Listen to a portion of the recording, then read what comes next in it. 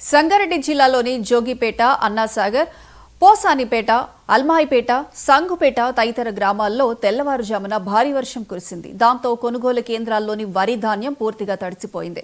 Market committee ఆవరణలో రైతులకు టార్పాలిన్లు అందుబాటులో లేకపోవడంతో ఇబ్బంది పడ్డారు. తడిసిన ధాన్యాన్ని వెంటనే కొనుగోలు చేయాలని ప్రభుత్వాన్ని రైతులు డిమాండ్ చేస్తున్నారు.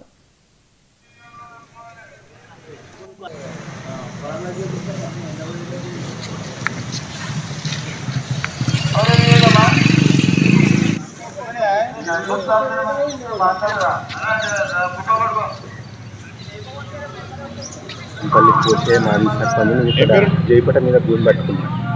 10 ఎకరాలు పట్టుకొని పూత పోసి మార్కెట్లో పోసిన అవి ఎండినాయి. 2-3 రోజులకి మనసులో పెట్టి దినిపిస్తున్నా ఎండినాయి. ఏమైందంటే రాత్రి అనుకోకుండా సడన్గా 1 గంట రాత్రి వాన అందుకుంది. అయితే మేము సరిపోలేము, ఇక ఒక తన కుప్ప చేద్దామంటే సరిపోయేసరికి ఇప్పుడు వచ్చేకల్లా అన్ని మోరీలల్లా కొట్టుకుపోయినాయి. ఎండిన ఒడ్లు ఇలా కుప్పనే పడుతుంది.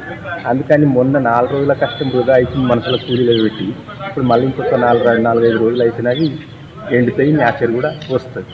ఏ కదన్న ఒడ్లు పోయినాయి. మోరీ 10 ఎకరాలు తెచ్చినాము. అవి 5 ఎకరాలకి 5 ఎకరాలు అయితే పోతాయి. ఇంకో 5 ఎకరాలు ఉంది.